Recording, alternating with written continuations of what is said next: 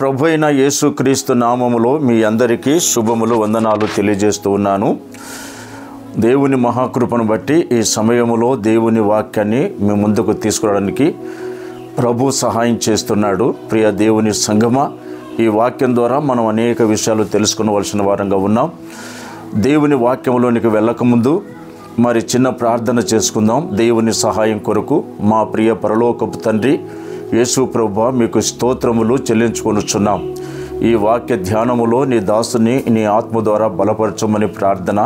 వినుచున్నటువంటి మా క్రైస్తవ సంఘ బిడ్డలందరికీ క్షేమం కలుగునట్లుగా మీరే కృప చూపించమని, ఈ వాక్యాన్ని మీరు బోధించి మీ బిడ్డలకు దయచేయమని యేసుక్రీస్తు నామములో ప్రార్థిస్తున్నాము తండ్రి, ఆమేన్. ప్రియులారా, దేవుని వాక్యములో నుంచి ఒక మాటను చదువుకుందాం. యోనా గ్రంథములో నుంచి కొన్ని మాటలు మనం చదువుకుందాం. యోనా అనగా గువ్వ లేక పావురము అని అర్థం. ఎవరు యోనా అంటే, యెహోవా వాక్కు అమిత్తయ్య కుమారుడైన యోనాకు ప్రత్యక్షమై ఈలాగు సెలవిచ్చెను అని వ్రాయబడింది. యోనా అనే మాటకు అర్థము గువ్వ లేక పావురం అని చెప్పుకోవచ్చు. అయితే యోనా ఎలాంటి వాడు అంటే, ఒక ప్రవక్త, దేవుని వాక్యాన్ని ప్రకటించువాడు. ఆయన ఏం చెప్తాడంటే ఆలోచిద్దాం. యోనా రాసిన గ్రంథం 1వ అధ్యాయం, యోనా రాసిన గ్రంథం 1వ అధ్యాయము 8వ వచనాన్ని మనము చదువుకుందాం. కాబట్టి వారు అతనిని చూచి, ఎవరిని బట్టి ఈ కీడు మాకు సంభవించనో, నీ వ్యాపారమేమిటో, నువ్వెక్కడి నుండి వచ్చితివో, నీ దేశమేదో, నీ జనమేదో, ఈ సంగతంతా మాకు తెలియజేయమనగా అతడు వారి తిట్లనెను. నేను హెబ్రీయుడను, సముద్రమునకును భూమికిని సృష్టికర్తైన ఆకాశమందుండు దేవుడయున్న యెహోవా యందు నేను భయభక్తులు కలిగిన వాడనై ఉన్నాను అన్నాడు. ఇది ఆయనని చెప్పాడు. ఎవరు నువ్వంటే, ఆ పడవలో ఉన్నటువంటి వారిని యోనాను అడిగినప్పుడు నువ్వెవరు అంటే ఈ సంగతిని వారికి వివరించినాడు. ఎవరు అంటే, యెహోవా యందు భయభక్తులు కలిగిన వాడనని యోనా ఆ మాట వారికి చెప్పినాడు. ప్రియులారా, వినండి. ఈనాడు అనేక మంది భయభక్తులు కలిగిన వారమే ఉన్నాం, కానీ దేవుని భయం లేక ఈ లోకములో మనం జీవిస్తూ ఉన్నాం. యోనా జీవితంలోనికి ఎందుకు కష్టాలు వచ్చినాయి, ఎందుకు ఆ సమస్య వచ్చిందంటే, మనము అదే అధ్యాయంలో మనం చదివితే యోనా దేవుని మాట తిరస్కరించినవాడు. దేవుని మాటకు విధేయత చూపకుండా తన సొంత ఆలోచనతో మరొక దేశమునకు లేదా మరొక పట్టణమునకు ప్రయాణమైపోతున్నాడు. దేవుడు చెప్పింది చేసినవాడు కాదు. అయితే అతడు చెప్పింది ఏమిటంటే, భూమికిని ఆకాశమునకు సృష్టికర్త అయిన యెహోవా యందు నేను భయభక్తులు కలిగిన వాడను అన్నాడు. భయభక్తులు కలిగిన వాడు ఎవరి మాట వింటాడు? దేవుని మాట వింటాడు. దేవుని మాట విన్నవాడే భయభక్తులు కలిగిన వాడవుతాడు, కానీ దేవుని మాట వినని వాడు భయభక్తులు కలిగిన వాడవుతాడా అని యోనానే చెప్పినాడు అన్నమాట. ప్రియులారా, యోనాను దేవుడు నివేన పట్టణమునకు వెళ్ళమని చెప్పినాడు. అక్కడ దగ్గర 1,20,000 సంఖ్య గల ప్రజలు ఉన్నారు. ఆ ప్రాంతంలోకి వెళ్ళి సువార్తను ప్రకటించమని దేవుడు చెప్తే నివేన పట్టణమునకు వెళ్ళకుండా తర్షీషునకు బయలుదేరినాడు. అంటే ఇక్కడ భయభక్తులు కాని వారి జీవితం ఏముంది? తిరుగుబాటు ఉంది. అంటే వాక్యాన్ని విన్నాడు కానీ విడిచిపెడుతున్నాడు. నేటి సంఘాలలో కూడా ఈనాడు నేటి సంఘాలు మనం పరిశీలన చేస్తే భక్తి ఉంది కానీ దేవుని భయం లేదు. మందిరానికి వస్తాం కానీ వాక్యం వినం. వాక్యాన్ని విన్న కూడా విడిచిపెడుతున్నాం. ఎందుకు విడిచిపెడుతున్నామంటే, ఆ వాక్యంలో ఉన్న సారాంశము గ్రహించక, దేవుని యొక్క గొప్ప సంగతి తెలుసుకోక అనేక విధాలుగా మనం నష్టపోతున్నామని గుర్తించుకుంటారా? యోనాను ఎందుకు ఆ పడవలను, ఆ సముద్రంలో ప్రయాణం చేస్తున్న పడవకు గాలి పుట్టించినాడు? అర్థం చేసుకుందామా? యోనా తప్పును సరిదిద్దుకోవడానికి, యోనాను సరిచేయడానికి దేవుడే గాలిని సముద్రంలో పుట్టించినాడు. భయభక్తులు కలిగిన వాడు ఎలా ఉండాలి అంటే, దేవుడు చెప్పింది చేయగలిగిన వాడే భయభక్తులు కలిగిన వాడవుతాడు కదా. అయితే యోనా భయభక్తులు కలిగిన వాడిని, మరి నేను హెబ్రీయుడను, ఆకాశమునకు భూమికిని సృష్టికర్త అయిన దేవుడు అన్నాడు. ఇదే మాట అబ్రహాము కూడా ఆదికాండంలో అన్నాడు. ఆయన ఆకాశమునకు దేవుడు, ఆయన భూమికి దేవుడు అని చెప్పుకుంటూ వచ్చి ఆయన అన్నాడు ఒక మాట, ఆయన మృతులను సజీవులుగా చేయగలిగిన దేవుడు, లేని వాటిని ఉన్నట్టుగా పిలుచు దేవుడు అని అబ్రహాము దేవుని గొప్పతనాన్ని గురించి మాట్లాడినాడు. అయితే అబ్రహాము ఎలాంటి వాడు? అబ్రహాము దేవునికి దేవునికి భయపడేవాడు కదా. ఆదికాండం 22వ అధ్యాయంలో మనం చూస్తే అతడు దేవునికి భయపడేవాడని రాయబడింది. మరి యోనాలో దేవుని భయం ఉంటే ఎందుకు దారి తప్పుతాడు? ఎందుకు దేవుని ఆలోచన ప్రకారం ప్రవర్తించక తన సొంత ఆలోచన ప్రకారం ప్రవర్తించినాడు? ఆలోచన చేద్దాం పిల్లారా.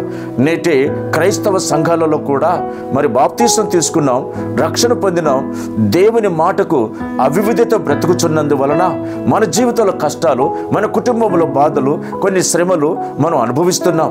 దీనికి దేవుడు కారణమా? కాదు కదా, మనమే కారణమవుతాం. యోనా సముద్రంలో ప్రయాణం చేస్తున్నాడు. ఓడకు ఎందుకు ఆ గాలి దేవుడు పుట్టించినాడు అంటే యోనా మీద దేవునికి కోపం కాదు ప్రియులారా. యోనా జీవితాన్ని సరిచేయడానికి సరైన గాలిని దేవుడు పుట్టించినాడు. అతడు చెప్పిన గొప్ప మాట ఏమిటంటే ఆకాశమునకు భూమికిని సృష్టికర్త అయిన దేవుడు. వాస్తవమైన సంగతి, ఆకాశమునకు భూమికి సృష్టికర్త అయిన దేవుని మాట వినాలి కదా. వింటున్నామా? అవునా? భయభక్తులు కలిగిన వాడు ఎట్లా ఉంటాడు? యోబు రాసిన గ్రంథంలో చెప్తుంది కదా, ఊజు దేశమందు ఒక మనిషి ఉన్నాడు, అతడు యథార్థవంతుడు, దేవుని యందు భయభక్తులు కలిగిన వాడు, చెడుతనమును విసర్జించిన వాడని చెప్తుంది వాక్యం కదా. అయితే యోబు గ్రంథంలో యోబును మనం చూసినప్పుడు నిజంగా తన భక్తి ఏంటో ఈనాటి తరములో ఉన్న మనకు అది బాగా జ్ఞానాన్ని కలిగిస్తుంది కదా. యోబు భక్తిపరుడే, భయభక్తులు కలిగిన వాడే. అయితే ఏమి విసర్జించినాడు అంటే చెడుతనమును విసర్జించినాడు. దేవునికి అవివిధేతగా ప్రవర్తించలేదు, దేవుని మాటకు విధేయత చూపినవాడు. అతని భక్తి జీవితం యథార్థత అని చెప్పుకుంటూ వచ్చింది. మరి యోనా కూడా ఇదే మాట చెప్పినాడు కదా, నేను భయభక్తులు కలిగిన వాడను అని చెప్పినాడు కదా. మరి ఎందుకు యోనా అట్లా ప్రవర్తించినాడు? ప్రియులారా, కొన్నిసార్లు మన కుటుంబంలో కష్టాలు వస్తే మనం దేవుని మీద బాధపడతాం. నాకైనా ఇట్లా రావాల్సింది, మాకైనా ఇట్లా జరగాల్సింది, మేము మందిరానికి వస్తున్నాం, ప్రభుని ఆరాధిస్తున్నాం, కానుకలు ఇస్తున్నాం, సేవకుని ప్రేమిస్తున్నాం కదా, మాకైనా ఇట్లా జరగాల్సింది అని కొన్నిసార్లు మనం మనసులో అనుకుంటున్నాం. వాస్తవమైన సంగతే. కానీ ఆ విషయాలకు వస్తే దీనికి ఎవరు కారణము అంటే మనమే. మీకు మేలు జరగకుండటానికి కారణం మీ దోషములని ఇర్మియా ప్రవక్త చెప్పినట్టు మాట మనం జ్ఞాపకం చేసుకుందామా ప్రియులారా? ఈరోజు యోనా మరి ఎందుకు ఆ ఓడలో ఉన్నప్పుడు ఆ గాలి దేవుడు పుట్టించినాడు? ఒక ప్రవక్త ఓడలో ఉంటే, ఒక దేవుని సేవకుడు ఓడలు ఉంటే 200 మందికి క్షేమం కలగాలి కదా. ఎందుకు ప్రమాదం సంభవించింది? ఎందుకు విపత్తు వచ్చిందంటే కారణం యోనానే. దేవుని సేవకుడైండి కూడా దేవుడు చెప్పినట్టు వినకుండా నివేన పట్టణమునకు వెళ్ళమని దేవుడు చెప్పినాడు కదా. 120,000 సంఖ్య నశించిపోకూడదని దేవుడు యోనాకు ప్రకటన చేయమని పంపిస్తే అతడు ఎక్కడికి వెళుతున్నాడంటే తన సొంత ఆలోచనతో తర్షీషునకు బయలుదేరి వెళుతున్నాడు. మరి ఎందుకు నివేన పట్టణానికి వెళ్ళలేదు? అక్కడ తన బంధువులు ఉన్నారా? తనకు తెలిసిన వారు ఉన్నారా? అది మనం ఎరుగం. కానీ ఉన్నారేమో చెప్పలేం అది కూడా. కనుక యోనా అక్కడికి వెళ్ళడానికి ఇష్టం లేదు. కానీ కొన్నిసార్లు మన సొంత ఆలోచనతో మనం వెళ్తూ ఉంటాం, నష్టాన్ని తెచ్చుకుంటాం, బాధపడుతుంటాం. కానీ కొన్నిసార్లు అట్లా జరిగినప్పుడు దేవుడు మనకు ఒక పనిష్మెంట్ ఇస్తాడు కదా. ఎందుకు పనిష్మెంట్ ఇస్తాడంటే మనము తెలుసుకోవడానికి, దేవుని మార్గంలో సరైనటువంటి జీవితం కట్టుకోవడానికి కొన్నిసార్లు దేవుడు అలా చేస్తాడండి. దేవుడు ప్రేమామయుడు కదా, దేవుడు గాడ్స్ లవ్, దేవుడు ప్రేమామయుడు కదా, ఆయన మనం ప్రేమించే దేవుడు కదా. కానీ యోనా చెప్పినటువంటి మాట, నేను హెబ్రీయుడను కదా, భూమికిని ఆకాశమునకును సృష్టికర్త అయిన దేవుని యందు భయభక్తులు కలిగిన వాడని అంటాడు. చాలా మంచి మాట చెప్పినాడు కదా, అదొక మంచి సాక్ష్యం. కానీ మరి యోబు గ్రంథంలో మనం చూసినప్పుడు ఎలాంటి భయభక్తులు కలిగిన వాడు? అవునా, ఎలాంటి భయభక్తులు కలిగిన అంటే దేవుని వాక్యమునకు విధేయత చూపినవాడు. అబ్రహామా అని పిలువగానే 12వ అధ్యాయం, ఆదికాండం 12వ అధ్యాయంలో దేవునికి విధేయత చూపినవాడు, దేవునికి లోబడినవాడు. అవునా, ఆదికాండం 22లో తన కుమారుని అడిగినప్పుడు కూడా కాదనకుండా అబ్రహాము తన కుమారుని సమర్పించుకోవడానికి ఇష్టపడ్డాడు. మొరియా పర్వతమునికి తీసుకుని వెళ్ళినాడు. అవునా, మొరియా అనగా సమర్పణ ప్రియులారా. మొరియా అనగా సమర్పణ, దేవునికి సమర్పించబడ్డవాడు. మొరియా అనగా త్యాగం, అంటే దేవునికి ఇచ్చే విషయంలో త్యాగం చేసేవాడు. అబ్రహామును గురించి చెప్తాడు కదా, అబ్రహామా నువ్వు దేవునికి భయపడేవాడువు, ఇందు మూలన నాకు తెలిసింది అంటాడు. అంటే అబ్రహామును గురించి దేవుడు గొప్ప సాక్ష్యం పలికినట్టుగా బైబిల్లో సెలవిస్తుంది. నేటి ఈ తరములో మనం ఎలా ఉన్నాం? మందిరానికి వెళ్తున్నాం, సంఘములో ఉన్నాం, వాక్యం వింటున్నాం, మరి ఆ వాక్యానికి విధేయత చూపుతున్నామా? ఆలోచించండి. నిజంగా మన సంఘాలలో కూడా నేటి సేవకులను విమర్శించేవారు లేరా? ఉన్నారు. లేరని కాదు. అందుకేనా మనకు నష్టం జరుగుతున్నది, అందుకేనా మనకు శ్రమ వస్తున్నదంటే అది వాస్తవమైన సంగతిని మనం వాస్తవమైన సంగతిని మనం గ్రహించవచ్చు ప్రియులారా. యోనాను దేవుడు సరిచేయటానికే ఆ గాలిని పుట్టించినాడు, కానీ ఇంకొక రకంగా కానే కాదు ప్రియులారా. అయితే యోనా ఆ చాప కడుపులో మింగిన తర్వాత అతడు ఎక్కడి నుంచి ప్రార్థన చేస్తున్నాడంటే, యోనా రాసిన గ్రంథం 2వ అధ్యాయంలో మనం చూసినప్పుడు ఆ మత్స్యము కడుపులో నుండి యోనా యెహోవాను ఈలాగున ప్రార్థించెను, నేను ఉపద్రవములో ఉండి యెహోవాకు మనవి చేయగా ఆయన నాకు ప్రత్యుత్తరం ఇచ్చెను. దేవునికి స్తోత్రం కలుగును గాక. ఎక్కడ ఉన్నాడు యోనా? చాప కడుపులో, సముద్రపు అడుగు భాగంలో ఆ చాప ఉంది పిల్లారా, ఆ తిమింగలం ఉంది. ఆ కడుపులో నుండి యోనా దేవునికి ప్రార్థన చేసినాడు, అంటే పశ్చాత్తాపడ్డాడు. తన తప్పు తాను తెలుసుకున్నాడు. ఎందుకు నాకు శిక్ష? నేను చేసిన తప్పు. ప్రభు నన్ను ఒక చోటికి వెళ్ళమంటే నేను మరొక చోటు వెళ్ళినందువలన ఇది జరిగిందని యోనా సత్యాన్ని గ్రహించుకొని తన జీవితాన్ని సరిదిద్దుకొని పశ్చాత్తాపడ్డాడు. ప్రభువా, నేను చేసింది తప్పు ప్రభువా అని క్షమాపణ దేవుని కోరినాడు. అయితే యేసు ప్రభు దేవుడు ఎంత మంచి దేవుడు అండి. ఎక్కడో సముద్రం అడుగు భాగములో ఆ చాప ఉంది పిల్లారా. చాప కడుపులో నుంచి దేవునికి యోనా మొరపెట్టినాడు. యోనా మొరపెట్టినప్పుడు దేవుడు యోనా ప్రార్థన విన్నాడు. వింటున్నారా? యోనా ప్రార్థన విన్నాడు. దేవుడు ప్రార్థన ఆలకించువాడు. కీర్తనకారుడు 65 చెప్తాడు, ఆయన సర్వశరీరులకు దేవుడు. అవునా? సర్వశరీరులకు దేవుడు. ఆయన సన్నిధికి ప్రార్థించడానికి వస్తారని కీర్తనకారుడు అంటాడు. ప్రియులారా, ఈ సమయంలో దేవుని వాక్యం వింటున్న నువ్వు ఏ పరిస్థితుల్లో ఉన్నావు? నీ జీవితం ఎలాగుంది? నీ కుటుంబం, మీరు దేవుని చేత లేక దేవుని వాక్యం చేత కట్టబడిన వారా? దేవుని యందు భయభక్తులు కలిగిన వారా? భయభక్తి కలిగిన వారా? మీరే తెలుసుకోండి ప్రియులారా. ఈరోజు మన కుటుంబాలలో నెమ్మది లేదా, సమాధానం లేదా, అశాంతి అలజడి చెలరేగుతున్నదా? దీనికి కారణం మనమే. మన కుటుంబంలో ఏదో లోపం ఉంది. అవునా? దేవుణ్ణి ఎరిగినటువంటి వారం, దేవుని యందు భయభక్తులు కలిగినటువంటి వారం, మన ఇంట్లో ప్రార్థన ఉందా? మన ఇంట్లో వాక్యం ఉందా? మన ఇంటిని దైవ సేవకుడు దర్శిస్తున్నాడా? మన ఇంట్లో దేవుని వాక్యాన్ని ప్రకటిస్తున్నాడా? ఆలోచించండి ప్రియులారా, ఆలోచించండి. యోనా చేప కడుపులోంచి ప్రార్థన చేస్తే దేవుడు విన్నాడు. అవునా? దేవుడు విని యోనా ప్రార్థన విని ఏ మత్స్యానికి మరలా దేవుడు ఆజ్ఞ ఇచ్చినాడు. ప్రియులారా, 3 రోజులు చేప కడుపులో యోనా భద్రపరచబడ్డాడు. ప్రియులారా, వింటున్నారా? ఒక బైబిల్ పండితుడు చెప్తాడు, చేప కడుపులో 2000 డిగ్రీ సెల్సియస్ వేడి ఉంటుంది అంటారు. అంటే లోపలికి ఏది వెళ్ళినా మొత్తం కరిగిపోతుందంట. అలాంటి చేప కడుపులో యోనా 3 దినాలు ఉన్నాడంట. 3 దినాలు ఉన్నాడండి. ఏమి కాలేదండి, యోనాకేం కాలేదు ప్రియులారా. కారణం ఏమిటంటే ఈ చేప దేవుని మాట వినింది. దేవుని మాట విని చేప యోనాను తన కడుపులో భద్రపరుచుకొని 3 దినములు ఏమి తినకుండా, ఆహారం తినకుండా దేవుని ఆజ్ఞకి విధేయత చూపింది. దానికి హృదయం లేదు, దానికి మనసు లేదు, అయితే అది మాత్రం దేవునికి విధేయత చూపింది. నేటి సంఘాలలో సేవకునికి విధేయత చూపించేవారు ఉన్నారా? సేవకుని గౌరవించేవారు ఉన్నారా? సేవకుని ప్రేమించేవారు ఉన్నారంటే అది తక్కువని కూడా చెప్పడానికి అవకాశం ఉంది ప్రియులారా. ఈరోజు నేను మీకు చెప్పే మాటలు ఏంటంటే, మన కుటుంబం యొక్క పరిస్థితిని గురించి ఆలోచించండి. యోనా తన తప్పును తాను తెలుసుకున్నాడు, దాచిపెట్టుకోలేదు కదా. అందుకే భక్తుడు అన్నాడు, ప్రభువా, నీ ఎదుట నా దోషములు కప్పుకొనక ఒప్పుకొంటిని అన్నాడు. ప్రియులారా, దోషములు ఒప్పుకున్నాడు. తాను చేసిన పాపాన్ని పశ్చాత్తాపడ్డాడు. అందుకే యోనా పేరు యోనానగా గువ్వ లేక పావురం అని కూడా చెప్పుకోవచ్చు ప్రియులారా.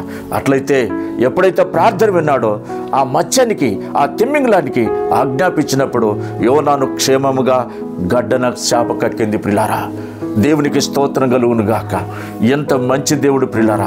కొన్నిసార్లు మన కష్టాలు వచ్చినప్పుడు మన జీవితాన్ని సరిదిద్దుకోవడానికే ప్రభు ఆ విధంగా చేస్తాడు. ఒకసారి తప్పు చేసినప్పుడు సరిదిద్దుకోవడానికి ప్రభు అట్లా చేయకపోతే, లేక దేవుడు గద్దించకపోతే మనం దేవుడికి దూరం అయిపోతామేమో. అందుకే దేవుడు క్రైస్తవ కుటుంబాల పట్ల, క్రైస్తవ సంఘాల పట్ల ఎంతో ప్రేమ కలిగిన వాడని ఈ వాక్యం మనకు తెలియజేస్తూ ఉంది ప్రియులారా. యోనాలో మంచి మనసు కదా, పశ్చాత్తాపం ఉంది. తాను చేసిన చేసినటువంటి దానికి పశ్చాత్తాపడే మనసుంది. నేటి దినాలలో మనం తప్పు చేస్తున్నాం, చిన్నటువంటి బలహీనతలు కలిగి ఉన్నాం. దేవుని ఎదుట ఒప్పుకుంటున్నామా, పశ్చాత్తాపడుతున్నామా, దాచిపెట్టుకుంటున్నామా? వాటి ద్వారా మనకు నష్టం కలుగుతుంది ప్రియులారా. యోనా మాత్రం తప్పు తెలుసుకొని దేవుని ఎదుట తన పశ్చాత్తాపడి తాను చేసిన తప్పును ఒప్పుకున్న వెంటనే యోనాను దేవుడు చాప ద్వారా బయటికి ఎక్కేసినాడు. అప్పుడు యోనా నివేన పట్టణమునకు వెళ్ళి సువార్తను ప్రకటించినాడు ప్రియులారా. ఆ సువార్త రాజు సైతం కూడా విన్నాడు కదా, రాజు కూడా విన్నాడు. ఎంత అద్భుతమైన సందేశం! ఆ మాటలు విన్నప్పుడు ఎవరి గురించి విన్నాడు? ప్రభువైన యేసుక్రీస్తు గురించి ప్రకటించినాడు కదా.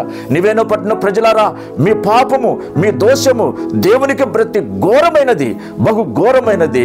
నిజంగా మీరు పశ్చాత్తాపడకుండా, మీరు మారుమనసు పొందకుంటే మీ పట్టణమంతా నశించిపోతారు, నాశనమైపోతారని ప్రకటించేసినప్పుడు రాజు కూడా మాటలు విని రాజు సింహాసనం నుంచి కింది దిగి వచ్చి భూమి మీద అవునా గోనెపట్ట కట్టుకుని బూడిదల తల ఉంచి దేవునికి ప్రార్థన చేసినారు. దేవునికి ప్రార్థన చేసినప్పుడు నిజంగా ఆ దేవుడు వారి ప్రార్థన విన్నాడు. పిల్లలు, పెద్దలు అందరూ కలిసి కదా, పశువులకు మేత లేదు, పసిపిల్లలకు పాలు లేవు, ఏమి లేవు పిల్లరా, అందరూ దేవుని సన్నిధిలో ప్రార్థన చేసినారు, పశ్చాత్తాపడినారు, మారుమనసు పొందినారు. వెంటనే దేవుడు నివేన పట్టణమును ప్రియులారా 120,000 సంఖ్య కలిగిన ఆ ప్రజలను దేవుడు రక్షించినాడు. దేవునికి స్తోత్రం కలుగును గాక. వింటున్నారు కదా మాటలో. నిజంగా ఒక మనిషి యథార్థంగా దేవుని ఎదుట తన తప్పులు ఒప్పుకున్నప్పుడు ఆశీర్వదిస్తాడు ప్రియులారా. అటు కుటుంబాలకు మేలు చేస్తాడు. ఈరోజు అనేక విధాలుగా నెమ్మది లేక బతుకుతున్నారా? ఎంత సంపాదించినా కుటుంబంలో కొరతలు ఉన్నాయా? ఏదో మీ కొరత ఉంది, ఏదో దేవుని యొక్క విషయంలో మీరు లోపం కలిగినటువంటి వారు ఉన్నారు. దేవుని ఎదుటక యథార్థంగా మన నోటితో మన బలహీనతలు ఒప్పుకుంటే, లేక మన పాపాలు ఒప్పుకుంటే దేవుడు క్షమించగలిగిన మంచి దేవుడు ప్రియులారా. అవునా, భయభక్తులు కలిగిన వాడని ఘనంగా చెప్పినాడు, కానీ అందుకు తగిన జీవితం లేదు, భక్తికి తగిన ప్రవర్తన లేదు. అందుకోసమే దేవుడు యోనాను చంపలేదు ప్రియులారా. తెలుసుకోవడానికి చిన్న పనిష్మెంట్ ఇచ్చినాడు, లేక చిన్న గద్దింపు జరిగింది. అయితే యోనా తెలుసుకున్నాడు కదా, తన జీవితంలో నేను చేసినటువంటి పొరపాటును ఆ దేవునితో ఒప్పుకుంటానన్నాడు. ఒప్పుకున్నాడు ప్రియులారా. సముద్రం అడుగు భాగంలో దేవునికి ప్రార్థన చేసినాడు. దేవుడు విన్నాడు కదా, దేవుడు విన్నాడు. ఈరోజు మన కుటుంబంలో ఏదైనా లోపం ఉందా? కుటుంబం అంతా మరి ఆ లోపాన్ని సరిదిద్దుకోవడానికి దేవుని ఎదుట సమయం కేటాయించుకోండి. దేవుడు మనకు మేలు చేస్తాడు. దేవుడు కనికరము కలిగిన దేవుడు. యథార్థంగా ప్రార్థించిన వారిని, యథార్థంగా దేవుని సరే బ్రతికే వారికి ఏ మేలు చేయక మారడని కీర్తనకారుడన్న మాట గుర్తు చేసుకుంటారా? యథార్థంగా ప్రవర్తించే వారికి యథార్థమైన ప్రార్థన, భక్తి జీవితం కావాలి. అటువంటి ప్రార్థన దేవుడు ఆలకించి ఎంతగా ఆశీర్వదిస్తాడు ప్రియులారా. యోనా అనగా గువ్వా పౌరమని కూడా చెప్పుకున్నాం కదా. అతని తండ్రి పేరు కూడా చెప్పుకుంటూ వచ్చినాడు. ఎందుకంటే భక్తి కలిగిన వాని యొక్క జీవితాన్ని దేవుడు మన కోసం రాయించినాడు.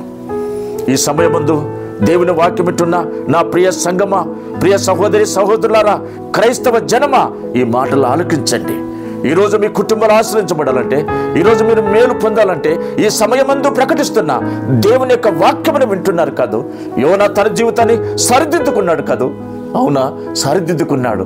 ఎక్కడికి వెళ్ళాలనో తిరిగి అక్కడికే తీసుకొని వచ్చినాడు. తన సొంత ఆలోచనతో తర్షీసు బయలుదేరినాడు. వెళ్ళలేకపోయినాడే. కొన్నిసార్లు మన ఆలోచన ప్రకారం ప్రవర్తిస్తాం, మనం చేసింది కరెక్ట్ అనుకుంటాం, కానీ కాదు. ఆలోచన దేవుని చిత్తం, ప్రవర్తన దేవుని చిత్తం, ప్రయాణము దేవుని చిత్తం, మనది కానే కాదని గుర్తుపెట్టుకుంటారా? అయితే యోనాలో పశ్చాత్తాపడే మనసుని పిల్లరా. తప్పు చేసినాడు, పశ్చాత్తాపడ్డాడు. ఎంత గొప్ప మాట! అందుకోసమే యోనాతో ఒక మాట అంటారు. యోనా రాష్ట్ర గ్రంథం 1:6 అప్పుడు ఓడ నాయకుడు అతని యొద్దకు వచ్చి, ఓయి నిద్రపోతా, నీకేమొచ్చింది? లేచి నీ దేవునికి ప్రార్థించుము, మనము చావకుండానట్లా దేవుడు మన ఎందుకు కనికరించునేమని నేను. వింటున్నారా? ఓయి నిద్రపోతా, ఎంత గొప్ప మాట! ఓయి నిద్రపోతా, లేచి నీ దేవునికి ప్రార్థన చేయి. బలవంతం అయిపోయిందండి. పడవలు నెట్టు కింద పడేసినారు, పడవను తేలిక చేసినారు, ప్రయోజనం లేదు. అది దేవుని చిత్తం అక్కడుంది, అది దేవుని చిత్తం అక్కడుంది. ఎవరేం చేస్తారు? అవునా, పడవ చులకన చేయొచ్చు, సరుకులు కింద పడేయచ్చు, కానీ రక్షించేవాడు లేడు ప్రియులారా. అందుకే 2025 సంవత్సరాల కింద రక్షకుడిగా భూమి మీదకి వచ్చినాడు. ఎవరిని రక్షించడానికి? పాపులు రక్షించడానికి వచ్చినటువంటి వాడు. ఎవరిని రక్షించడానికి? చెడిపోయిన వాడిని, పాడైపోయిన వాడిని, ఇష్టానుసారంగా బ్రతికి జీవితంలో నష్టాన్ని కలిగించిన వారిని బాగు చేయడానికి యేసు ప్రభు ఈ లోకానికి వచ్చినాడు. ఓయి నిద్రపోతా, నీకేమొచ్చింది? నీ దేవునికి ప్రార్థన చేయి. నా సహోదరి సహోదరులా, నా మనవి ఏమిటంటే, నిజంగా మన కుటుంబాలలో ప్రార్థన ఉందా? మన కుటుంబాలలో దేవుని భయం ఉందా? అట్లయితే మీరు ఆశీర్వదించబడతారు, అట్లయితే మీరు దీవించబడతారు. గుర్తుపెట్టుకుందామా? మన కుటుంబంలో ప్రార్థన లేదు. ఈనాడు మన కుటుంబాలలో ప్రార్థన లేక ఎల్ఈడి టీవీలు వచ్చినాయి, పెద్ద స్క్రీన్ ఉన్నాయి కదా, 24 గంటల సీరియల్, 24 గంటల పాడు చూసి ఈరోజు మన కుటుంబ వ్యవస్థలో అస్వస్థత, అవునా, అసమాధానం కలుగుతుంది. దయచేసి ఈ లోక సంబంధమైన క్రియలు విడిచిపెట్టండి. పరమందున్న దేవుణ్ణి నమ్ముకున్నారా? రక్షణ పొందినారా? ఆయన మార్గంలో ఉన్నారా? అయితే ఆయనకి ఇష్టమైన జీవితాన్ని జీవించండి. ప్రభు నీకు మేలు చేయాలా, నీ పిల్లలకు మేలు చేయాలా, నీ కుటుంబంలో ఉద్యోగాల, నీ కుటుంబంలో వివాహాల, ఏమి కావాలనో దేవుడు మనకి ఇస్తాడు. ప్రియులారా, దేవుడు మనకు అనుగ్రహిస్తాడు.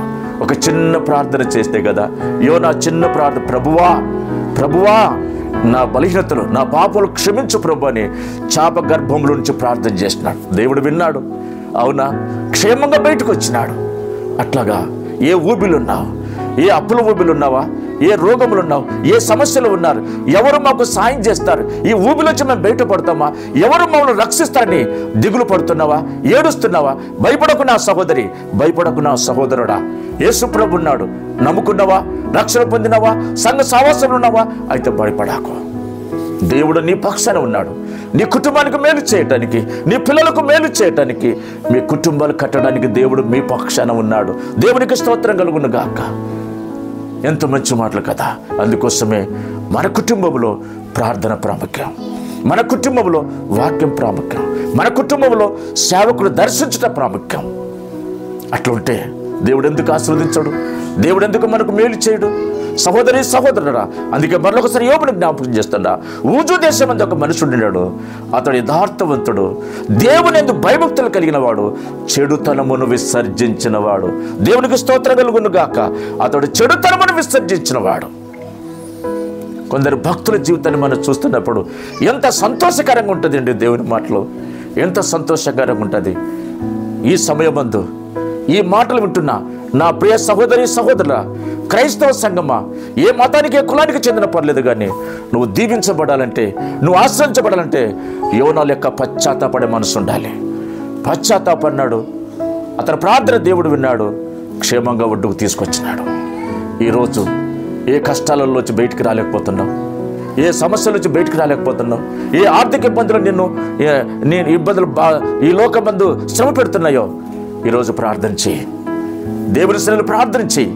ప్రభు తప్పకుండా సహాయం చేస్తాడు. ఈ వాక్యం ఈరోజు నీ కొరకే. ఈ వాక్యం ఈరోజు నీ కొరకే. అమ్మా, అయ్యా, నీ కొరకేనయ్యా. దేవుడు నీ కొరకే ఈ వాక్యం అందించినాడు. దేవుడు నీ కోసమే మాట్లాడినాడు.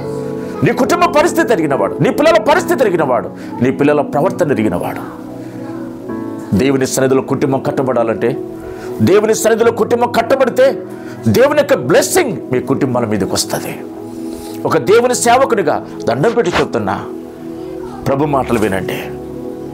యోనా జీవితాన్ని సరి చేసుకున్నట్టుగా మనం ఉన్న లోపాలు సరి చేసుకుందామా? దేవుడు గొప్పవాడు, దేవుడు గొప్పవాడు. కనుక ఏ కుటుంబంలో ప్రార్థన ఉంటుందో, ఏ కుటుంబంలో దేవుని సన్నిధి ఉందో, ఆ కుటుంబాన్ని చూసి దేవుడు సంతోషిస్తాడండి. ఆ కుటుంబాన్ని చూసి దేవుడు సంతోషిస్తాడు. పరిశుద్ధుడా, ప్రేమ కలిగిన ప్రియ పరలోకపు తండ్రి, మీ పరిశుద్ధమైన పాదములకు స్తోత్రములు, వందనములు రాజా. ఇంతవరకునైనా ఈ వాక్య సందేశమును మాకు అందించిన మీ దాసుని బట్టి మీకు స్తోత్రములు తండ్రి. మా కుటుంబాలను, మా వ్యక్తిగత జీవితాలను తండ్రి కట్టుకోవటానికి యోనాను మా ముందు ఉంచినందుకు నీకు స్తోత్రములు దేవా. ఈ వాక్యాన్ని ఎందరైతే విన్నారో వారి కుటుంబాలను మీరు బహుగా ఆశీర్వదించమని వేడుకొనుచు ఉన్నాను. ఈ ప్రార్థనలో ఎందరైతే ఏకీభవిస్తున్నారో వారిని మీరు దీవించి ఆశీర్వదించమని ప్రార్థన చేస్తూ ఉన్నాను తండ్రి. స్తోత్రములు. ఇదిగో మీ దాసుని పరిచర్యను మీరు ఆశీర్వదించండి. అనేక మందికి ఆశీర్వాదకరంగా ఈ పరిచర్య ఉన్నట్లుగా మీరు కృప చూపమని తండ్రి మీకు అప్పగించుకుంటూ ఉండగా సహాయం చేయమని, ఈ యొక్క నైనా వాక్యమును విన్నవారిని మీరు దీవించమని యేసు నామములో ప్రార్థించి వేడుకుంటున్నాము తండ్రి. ఆమేన్. తండ్రి అయిన దేవుని ప్రేమ, కుమారుడైన యేసుక్రీస్తు కృప, పరిశుద్ధాత్మ దేవుని సహవాసం ఇది మొదలుకొని ప్రభు రాకడ పర్యంతన వరకు ఈ వీడియోని చూసిన కుటుంబములకును సకల పరిశుద్ధులకును సదాకాలం తోడైండునుగాక. Amen. God bless you all.